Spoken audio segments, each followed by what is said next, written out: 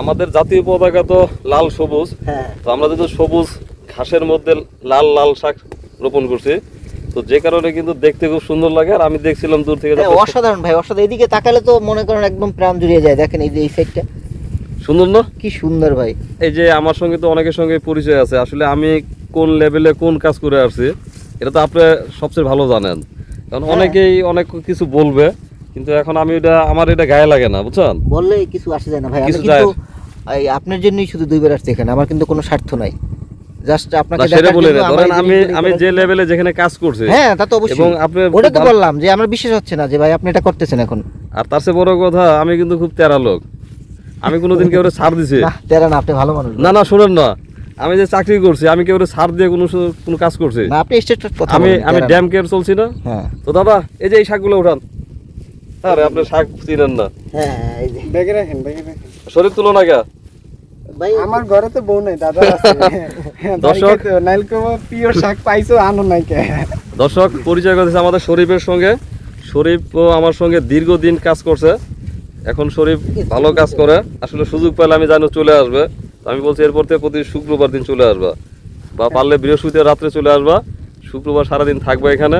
হ্যাঁ দেখি ঘরটা কমপ্লিট হোক, অলরেডি 2টা বেড়া হয়েছে মনে হয়, ঘর আরো কমপ্লিট হয়ে যাবে মোটামুটি। এখন তো 3-4 জন থাকে, আমরা আসলে একটু লোক বেশি হয়ে যাবে। না এই লোক চলে যাবে, আজকে সব চলে যাবে, থাকবে একজন, আর এরপর আমরা ঘর আরো কয়েকটা উঠাবো। দেখি ইনশাল্লাহ, আমরা তো আছি, ঢাকার বেশি দূরে না, সময় পাইলে তো অবশ্যই চলে আসবো। আচ্ছা চলে আসবা। আর এই যে শাক দেখতেছো, তুমি তো বাজারে কম যাও, কিন্তু আমি বলছিলাম নিয়ে যাও, ও বলতেছে যে ওর ঘরে বউটো নাই, নিয়ে কি করবে? ব্যাচেলর মানুষ, এখন ওরা তো বিয়ে করার দায়িত্ব আমাদের, শরীফ তো আমাদের হাতের কাছে বড় হলো নাকি, হ্যাঁ তো ওর বিয়ের দায়িত্ব কি ও নিবে, আমরা নিব না। কিন্তু বরিশাল বিয়ে করানো যাবে না, না বরিশাল বিয়ে করবে না। শুভেচ্ছা জানাচ্ছি পালেরচর জাজিরা শরীদপুর থেকে। তো আমার সঙ্গে আজ আছে আমার, কি বলবো দাদা, দাদা মানে আমি সবসময় ভাই বন্ধু কলিগস যা কিছু বলি, আমরা আসলে মোটামুটি 12 থেকে 14 বছর একসঙ্গে কাজ করে আসছি।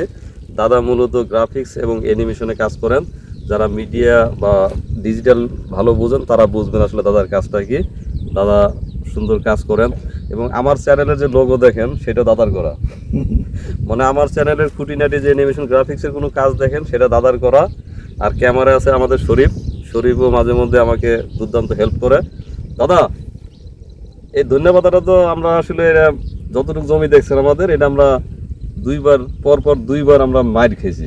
একবার বাংলায় বললে মাইর খাওয়া আর কি করতে পারি না, ঘাসের মধ্যে কিছু ছিল, তো আমি বললাম দাদা এই ধন্যবাদটা একটু কষ্ট করে তুলেন, দেখেন তো। অসাধারণ ভাই, মানে একদম গ্রামে যে আমরা ছোটবেলায় যে ঘ্রাণটা পেতাম না, একদম অরিজিনাল ওটাই হচ্ছে। কারণ আপনি তো প্রচন্ড আকারের কেনাকাটা করার লোক, বাজার করার লোক, আপনি নিজে রান্না করেন, তো এই ধন্যবাদ হয়তো আপনি ব্যবহার করেন নিজে। আমার হাতেও ঘ্রাণ আছে। হ্যাঁ একটু শরীফ বললো, ওই যে শরীফ হাত থেকে ঘ্রাণ নিয়ে বলতেছিল যে ভাই একদম গ্রামে বসে ছোটবেলায় যে ঘ্রাণটা পেয়েছে না।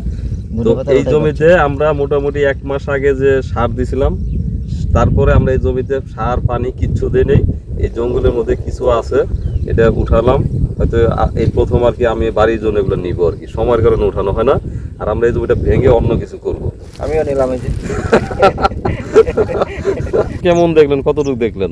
ভাই আমার তো আসলে বিশ্বাস হয় না যে হাসান ভাইয়ের মতো লোক যে কৃষিকাজ করবে আর এত কিছু, মানে কি করবে, আমার আসলেই অবিশ্বাস। এখন ওই যে ওই শরীফের সাথে আমি বলতেছিলাম একটু আগে যে ভাই এটা কি সত্যি হাসান ভাই মানে এগুলো সব করছে, মানে কি বলে এটাকে উৎপাদন করছে নাকি? এটা হচ্ছে যে আমি প্ল্যানিং করছি, আমার সঙ্গে আরো 2জন ভাই আছেন, আপনারা জানেন যে ওনারা ইউরোপে একজন থাকেন, একজন আমেরিকায় থাকেন, তো ওনারা আমার কিছুটা প্যাট্রোনাইজ করেন, আর বাকিটা আমি চেষ্টা করছি ভালো কিছু করার জন্য।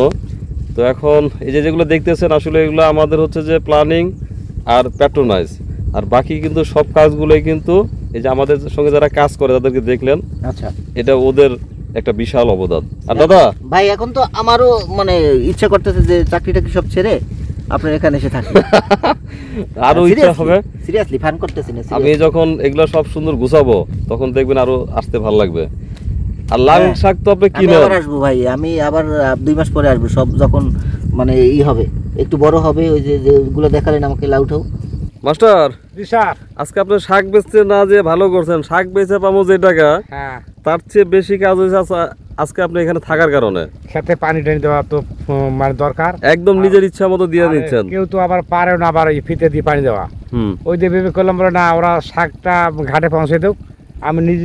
ওখানে আমার 2 টাকা কম আসলে সমস্যা নাই, কিন্তু এগুলো নষ্ট করা যাবে না। হ্যাঁ, এটা মনে করো খুব রিস্কি ব্যাপার, পানি দেওয়া, ফিতে বারবার টানতে হয়, আবার ফিতের মুখে বস্তা বিছিয়ে দিতে হয়, নাইতে মানে ধাক্কাতে গাছটা উখড়ে যায়।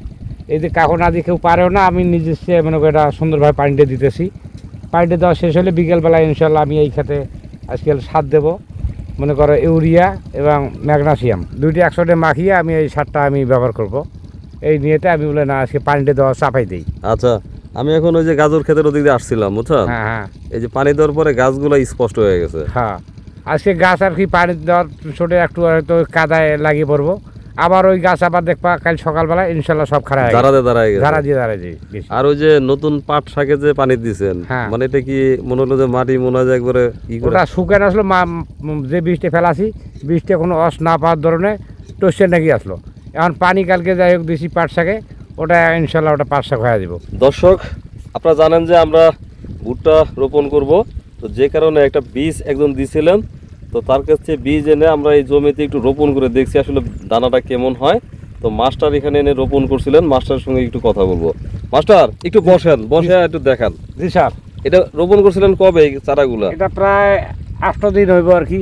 8 দিন আগে এই ভুট্টা এখানে ফেলছিলেন? হ্যাঁ, এখানে ফেলছিলাম, বলে দেখি পরীক্ষামূলক গণীয় চারা ফেলাছি, তো দেখি এটা কয়টা পাশায় কয়টা হয়।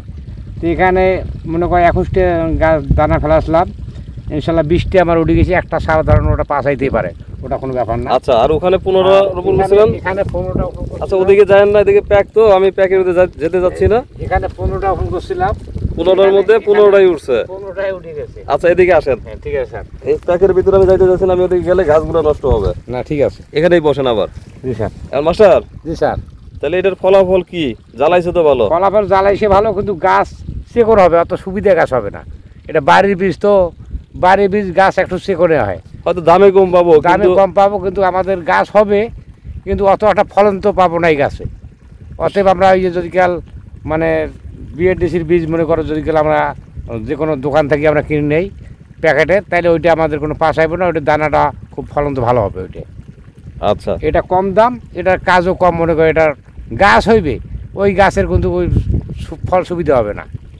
আচ্ছা, তাহলে আমাদের এই বীজ না নেওয়াই ভালো হবে। না নেওয়া ভালো হবে। সঞ্জুদা, এরপর আপনি এলে একলা আইবেন?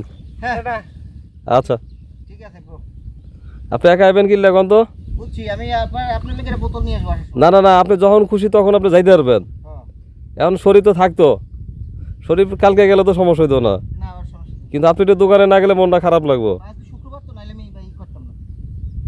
ঠিক আছে, থ্যাংক ইউ হাসান ভাই। হ্যাঁ, আবার দেখা হবে ভাইয়া। ওকে ভাই। দাদা এরপরে একা একা আসবেন, ওকে ওকে ভাইয়া। কারণ আপনার সাথে আসলে যারা আসবে এরা লস করবে। ঠিক আছে, থ্যাংক ইউ। আল্লাহ হাফেজ। দেখছেন নৌকা বার অভিজ্ঞতা হইলো? ওকে ভাইতে পারি ভাই, আমরা তো বরিশালের। আপনারা তো বরিশাল মনু।